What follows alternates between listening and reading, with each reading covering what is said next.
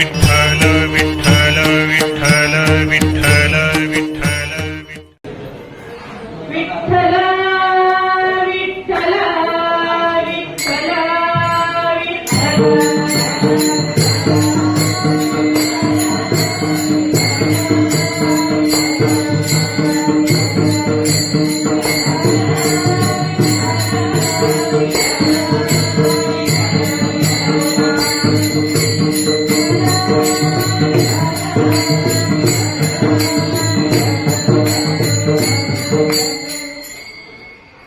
महायोग पीठे तटे भीमरथं वरं पुण्डलिकाय दातु मुनीन्द्रे समागत्य तिष्ठन्तमानन्दगन्धं परब्रह्मलिङ्गं भजे पाण्डुरङ्गं पाण्डुरङ्गावरु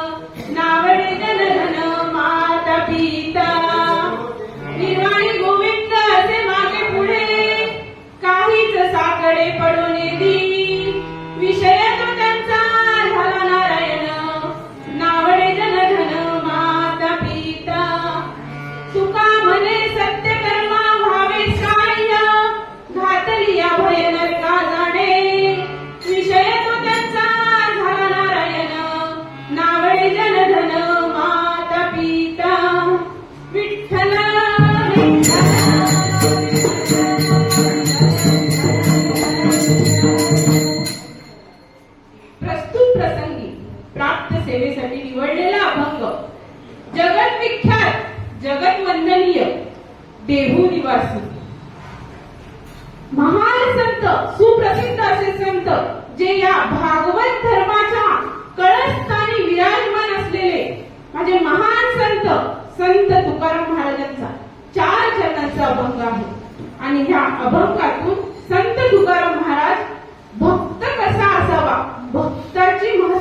सांगणारा, भक्ताची महती प्रतिपादन करणारा आणि सर्वांच्या पाठांतरातला हा अभंग आहे. विठ्ठला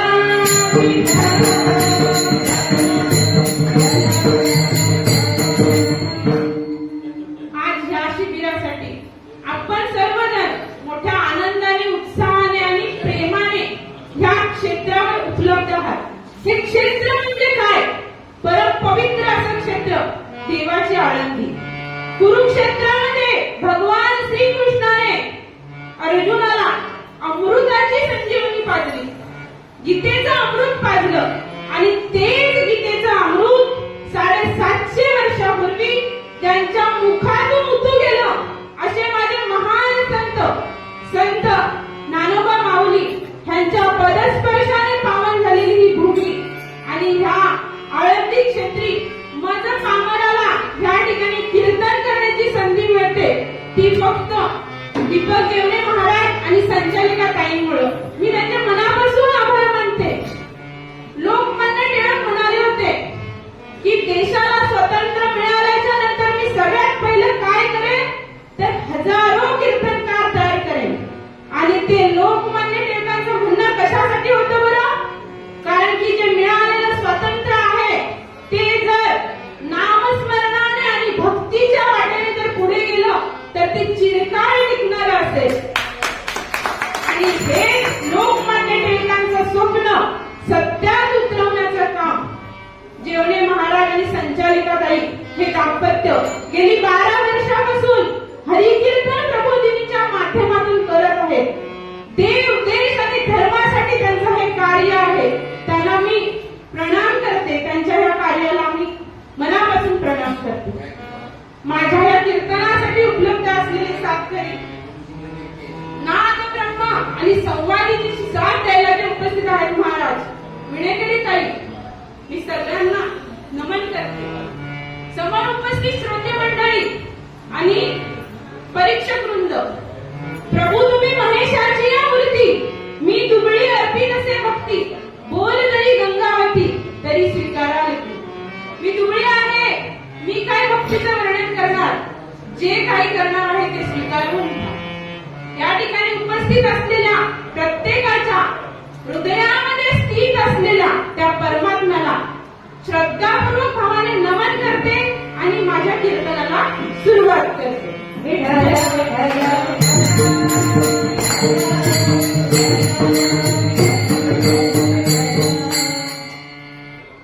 अभंगाचा भावार्थ, भक्त ऐसे जाना जे देही उदास. भक्त कसा असावा? भक्त कसा असावा तर तो देवाकडे काहीच मागणारा नसावा. जो देवाकडे काहीच मागत नाही आणि देवावर भरभरून प्रेम करतो. मग देवावर भरभरून प्रेम कोण करू शकतंय? ज्याची ह्या आशापाशातून सुटका झाली आहे तोच. आणि ज्याची ह्या आशापाशातून सुटका झाली तो ह्या देहाबाबत उदासीन होतो, त्याची आसक्ती संपते. म्हणून संत तुकाराम महाराज पहिल्या चरणात म्हणतात, भक्त ऐसे जाना जो तेही उदास, गेले आशापाशा निवारून. आणि अशी जेव्हा हे आशापाश निवारून जातात त्यावेळेस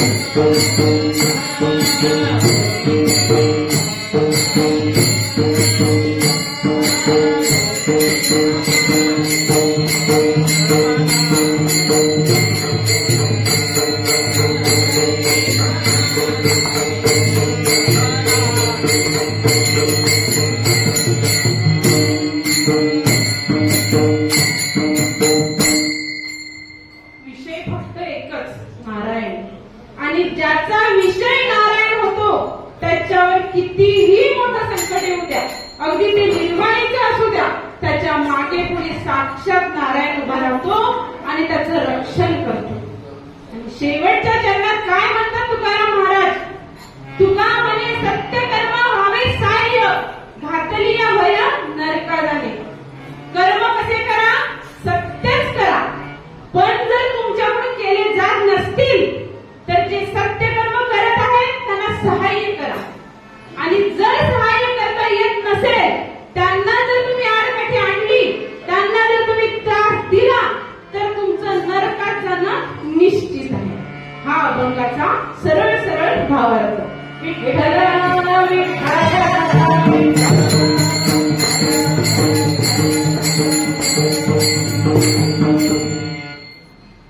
आपल्याला प्रत्येकाला कोणता देव आवडतो, कोणत्या तरी देवाची आपण भक्ती करतो.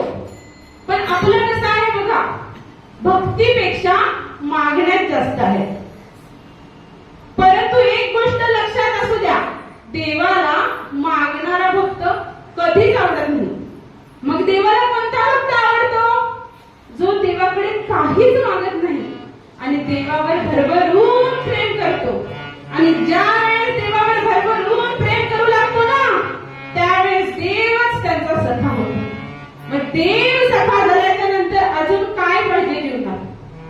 मग भक्त, असा जो भक्त आहे त्यालाच संत तुकाराम महाराज सांगतात की हा खरा भक्त आहे. परंतु आज आशेच्या पाशामध्ये जे गुंतले आहेत, आता तुम्ही म्हणत आशा पाश म्हणजे काय? आशा म्हणजे एक इच्छा, आकांक्षा, आणि पाश म्हणजे काय? तर एका प्रकारची बेडी. माणसाची एक इच्छा पूर्ण झाली की दुसरी तयारच असते, दुसरी पूर्ण झाली की तिसरी तयारच असते. म्हणजे ही शृंखला, ही साखळी तयार होते आणि त्याच्यामध्ये आपण एवढे अडकून जातो की त्यातून निघणे आपल्याला अशक्य होऊन जाते. परंतु ज्यांनी ही बेडी तोडली, जे ह्या आशेच्या पाशातून मुक्त झाले, त्यांना ह्या देहाबाबत ते उदासीन झाले, त्यांना आशेची इच्छाच राहिला नाही. आणि संत तुकाराम महाराज अभंगाच्या पहिल्या चरणात म्हणतात, भक्ताईचे जाण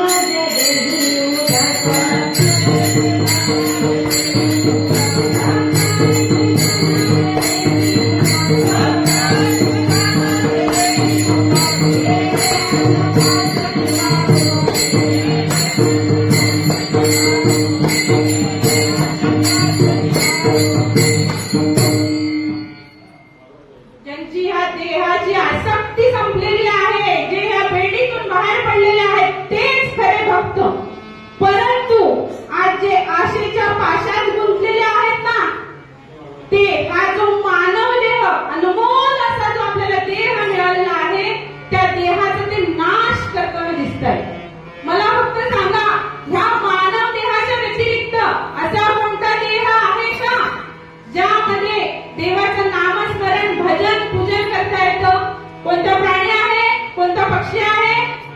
फक्त हा मानव, एकमेव असा मानव देह आहे आणि तो आपल्याला मिळालेला आहे. परंतु ज्या विधात्याने तो आपल्याला दिला आहे ना, त्याचं नामस्मरण करायला आपल्याकडे वेळच नाही. का बरं वेळ नाही? तर आपण या आशेच्या पाशामध्ये गुंतलो आहोत.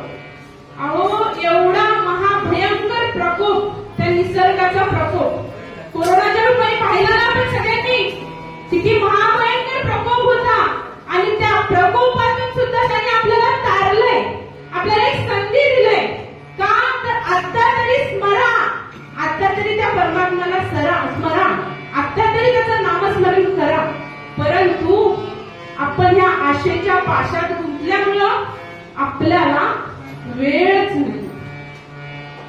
आशा पाश शते बद्धा, काम क्रोध परायणा, इहंते काम भोगार्थम, अन्यायनार्थ संचया. माणूस या आशेच्या पाशामध्ये शेकडो आशा घेऊन जगतोय. एक पूर्ण झाली, दुसरी तयारच आहे. आणि ह्या आशा, ह्या इच्छा पूर्ण करण्यासाठी तो काय करतो? काम क्रोध ह्याच्यामध्ये तल्लीन होऊन जातो. आणि हे विषयी सुख, ह्या इच्छा पूर्ण करण्यासाठी आपल्या जवळचं धन वापर तेव्हा तो काय करतो, अन्याय येणार संचया म्हणजे चुकीच्या मार्गाने अन्यायी मार्गाने धनाचा साठा करतो. अहो असे लोक धन धन धन करतात आणि शेवटी त्यांच्या नावाच्या पुढे निधन असं लिहावं लागतं. विठ्ठला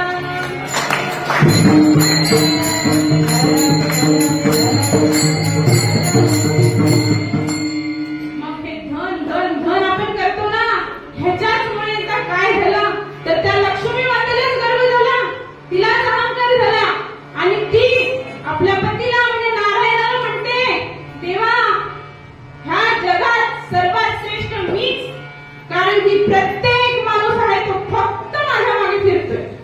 त्यावेळेस नारायणाने लक्ष्मीला समजवण्याचा प्रयत्न केला, पण ऐकेल ती कसली लक्ष्मी. मग देवाने सांगितलं मला सिद्ध करून दाखव. एका गावामध्ये अंत्ययात्रा निघाली होती, प्रेत यात्रा निघालेली होती आणि लक्ष्मीने काय करावं, त्या गावामध्ये पैशांचा पाऊस पाडला.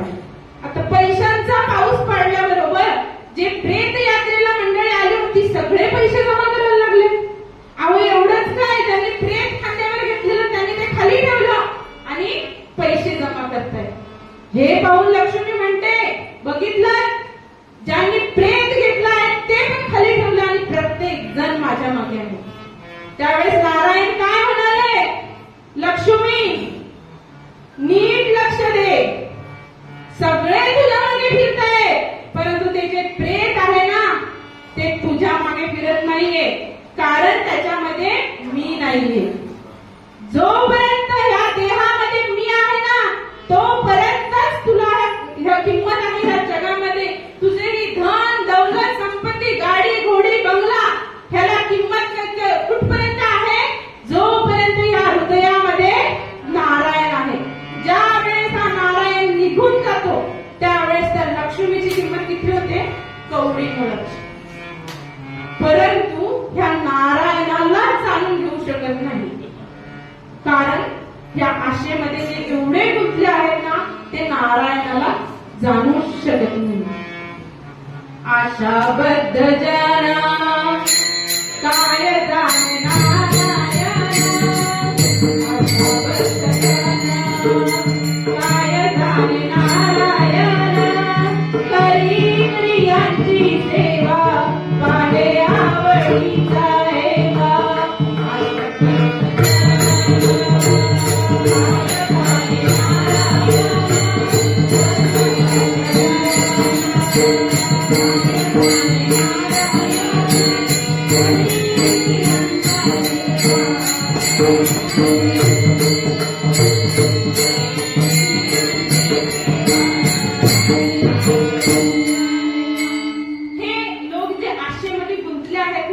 आशाबद्ध जना काय जाणे नारायण, करी प्रियांची सेवा पाहे आवडीचा हेवा.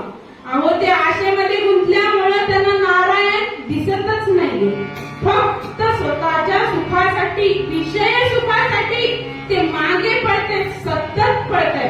हे घेऊ की ते घेऊ, एवढं मिळवू की तेवढं मिळवू, आणि जे आपल्याला हवं आहे ना हव्यास त्यांना सुटलेलं आहे. तुम्हाला सिकंदर माहिती असेल, जगत चेता सिकंदर, इतिहासात त्याला जगत चेता सिकंदर म्हणतात. खूप कमी वयात त्या सिकंदराने अनेक लढाया जिंकल्या, एक एक साम्राज्य तो जमा करत गेला आणि शेवटी त्याला जे ज्ञान आहे ना ते संपूर्ण जग त्याने जिंकलं. आणि जगत चेता म्हणून तो त्याला प्रसिद्ध आहे इतिहासामध्ये. ह्या सिकंदराच्या एक युद्ध संपून ते त्याच्या सैन्यासह पुढे चाललेले होते. जगातील सर्वात मोठं वाळवंट म्हणजे सहारा वाळवंट, त्या सहारा वाळवंटातून ते आपले सैन्य घेऊन चाललेले आहेत. संध्याकाळ झाली आणि त्या संध्याकाळच्या वेळेत अंधार पडू लागलाय. मग त्या ठिकाणीच त्यांनी थांबण्याचं ठरवलं. आता त्या ठिकाणीच थांबण्याचं ठरवल्याच्या नंतर सैन्य आहे त्यांच्यासोबत सगळ्या गोष्टी आहेतच. जेवण खाऊन झाल्याच्या नंतर जरा पेंगुळले आणि मध्यरात्र असताना अचानक त्यांच्या सैन्यावर हमला झाला, आक्रमण झालं. आणि ते आक्रमण झाल्याच्या नंतर जे पेंगाळलेल्या अवस्थेत सैन्य होतं ते सैन्य बाहेर पडलं आणि सिकंदराला स्वतःचा जीव वाचवण्यासाठी पळावं लागलं. पळतोय पळतोय पळतोय, सगळ्या सैनिकांची ताटातूट झाले, एकटा सिकंदर वेगळ्या बाजूला. असं करता करता सकाळ झाली, सकाळपर्यंत पळतोय आणि ते वाळवंट, त्याला तहान लागली, पळून पळून त्याचा जीव व्याकुळ झाला. असं करता करता मध्यान्हचा सूर्य आला, त्याचा जीव तहानेने तळमळायला लागला. पण त्या वाळवंटात कुठून पाणी भेटणार? आणि त्याच वेळेस त्या सिकंदराला समोरून एक फकीर येताना दिसले. त्या फकीरांच्या हातात एक कमंडल होतं. त्या सिकंदराला आशा निर्माण झाली की मला त्या कमंडल मधलं पाणी मिळेल. आणि ज्या वेळेस त्याने त्या आहेच्या अवस्थेत त्या फकीरापर्यंत पोहोचला आणि त्यांना पाणी मागू लागला, त्यावेळेस त्या फकीरांनी सांगितलं, हे वाळवंट आहे, मला खूप मोठा प्रवास करायचा आहे आणि माझ्या ह्या कमंडलूमध्ये फक्त वाटीभर पाणी शिल्लक आहे, मी तुला ते देऊ शकत नाही, तर ह्याची गरज मलाच लागणार आहे. असं म्हटल्यावर सिकंदर म्हणतो, तुला मी 1000 मोहरा देतो, मला ते पाणी दे. ते फकीर म्हणतात, नाही नाही, मला हे माझ्या गरजेचं आहे. सिकंदर अजून पुढे जाऊन सांगतो, माझं अर्धा राज्य तुला देतो, पण तू मला हे पाणी दे. परंतु फकीर काही ऐकायला तयार नाही. आणि त्यावेळेस सिकंदराने विचार केला, जगलो तर सगळं जिंकता येईल, पण आता जगणं महत्वाचं आहे. मग सिकंदराने काय सांगितलं, माझं जेवढं साम्राज्य आहे तेवढं तुला देतो, पण ते पाणी तू मला दे. त्यावेळेस त्या फकीराने काय सांगितलं, सिकंदरा, आयुष्यभर लढाया केल्यास, साम्राज्य जिंकलंस आणि त्या संपूर्ण साम्राज्याची किंमत किती आहे माहितीये का? 1 वाटी पाणी. आज ते साम्राज्य तुम्हाला एक वाटी पाण्यासाठी तू मला देऊ करतोस. त्या फकीराने ते 1 वाटी पाणी दिलं. तुझं साम्राज्य नको, तुझं काही नको मला, फक्त तू जर पळ पळ पळ पळलास, पण आज तुझ्या हातात काय आहे, तू पाण्यासाठी तळमळलास, तुला 1 बोट पाणी द्यायला कोणी नाही. त्या सिकंदराला त्याची जाणीव झाली. त्या सिकंदराला वाटलं, आता माझा अंतिम समय जवळ आलेला आहे. त्याने त्या फकीराला एकच विनंती केली, पुढे जाऊन तुम्हाला माझं सैन्य भेटलं तर त्यांना एकच माझा निरोप सांगा की आता माझा शेवटचे क्षण आलेला आहे. ज्या वेळेस मी मृत्यू पावेन त्यावेळेस माझी अंत्ययात्रा खूप मोठी करा आणि माझा हा देह आहे ना, हा कपड्यामध्ये गुंडाळला जाईल, पण ते हात आहेत ना, ते खाली सोडा. कारण जे कोणी अंत्ययात्रेला येतील ना, त्यांना सगळ्यांना समजलं पाहिजे, जग जिंकणारा सिकंदर कसा गेला, खाली हात गेला.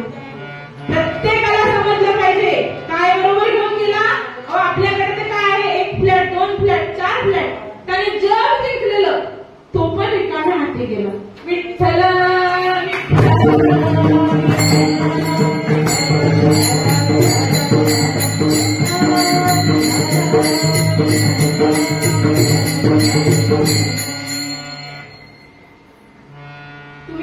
तुम्ही म्हणाल, ताई कधीपासून फक्त आशा आशा आशा आशा पाशाच ह्याच्यावरच म्हणताय. मग ही आशा पाश जर सोडला, ही आशा आम्ही सोडली तर आम्हाला काय मिळेल? अहो, ही आशा जर सोडली ना तर परम सुख मिळेल. ब्रह्मादिक देव आहेत ना, ते पायात लोटांगण घालतील आणि अष्टमहासिद्धी आपल्या दासी बनवत राहतील. मग काय पाहिजे जीवनात अजून? काय पाहिजे आपल्याला जीवनात? ज्याची आशा निश्चेष जाय तोची परम सुखल आहे. ज्याची आशा निश्चेष जाय तोची परम सुखल आहे. ब्रह्मादिक देव वंदिती पाये, अष्टमहासिद्धी होय दासी. म्हणजे 6तून 6 वजा केले तर शेष काहीच राहत नाही ना. तशी ती आशा जेवढी आहे तेवढी शेष झाली पाहिजे. आणि ज्या वेळेस ही आशा शेष होईल ना, सगळी आशा संपून जाईल, त्यावेळेस काय होईल बरं? ज्या सुखासाठी आपण आयुष्यभर फिरतोय, सगळं जग जिंकायला बघतोय, ती आशा सोडल्याच्या नंतर ब्रह्मादिक देव जर आपल्या पाठीशी उभा राहत असेल तर आपल्याला जीवनात काय कमी पडू देणार आहे? काय कमी पडू देणार? अहो, राधेने श्री निस्वार्थ भक्ती केली. काहीच मागणी नव्हती, अट नव्हती, काहीच मागितलं नाही. आणि काय अवस्था झाली त्या परमात्म्याची, तिला राधेशिवाय जगणं मुश्किल झालं हो. जगणं मुश्किल झालं. मग त्या राधेने काहीही न मागता जी भक्ती केली ना, त्या भक्तीचं ऋण देवावर चढलं. आणि देवाने काय दिलं राधेला? परम सुख. अखिल ब्रह्मांडाचा तो नायक, त्याने काय दिलं? राधेला आपल्या नावाच्या पुढे नाव दिलं. आपण कृष्ण राधा म्हणतोय का? राधा कृष्ण म्हणतोय ना. मग त्याने काय केलं? राधेला आपल्या नावाच्या पुढे नाव दिलं. मग काय पाहिजे हो आपल्याला आयुष्यामध्ये? भक्त पुंडलिकाने देवाची भक्ती केली, निस्वार्थ भक्ती केली. आणि त्या भक्तीच्या पायी त्या पुंडलिकाला, पुंडलिकाच्या भेटीसाठी परमात्म्याला पंढरपुरात यावं लागलं. पुंडलिकाच्या भेटी परब्रह्म आले का? पुंडलिकेला भेटायला नाही, देवाला यावं लागलं. आणि ज्या वेळेस देव पंढरपुरात आले, पुंडलिकाला म्हणताय माग, तुला काय मागायचं? त्यावेळेस त्या पुंडलिकाची अवस्था कशी होती बघा. देवा, जे दिलं आहेस ते माझ्या योग्यतेपेक्षा जास्त आहे, मी समाधानी आहे, अजून काहीही नको रे मला. आणि न मागता पुंडलिकाने काहीच मागितलं नाही. आणि देवाने त्याला काय दिलं? आपल्या नावाच्या आधी नाव दिलं. आपण काय म्हणतो? पुंडलिक वरदे हरी विठ्ठल. पुंडलिकाला काय दिलं? नाव दिलं. मग ज्या देवाने आपल्याला सर्वस्व देव करतोय, जिथे आपण फिरतोय, आणि त्या देवाने आपल्याला सर्वस्व दिलंय, मग आपल्याला जर मागायचं झालं ना, तर काय मागावं? हे दान दे गा देवा तुझा विठ्ठल.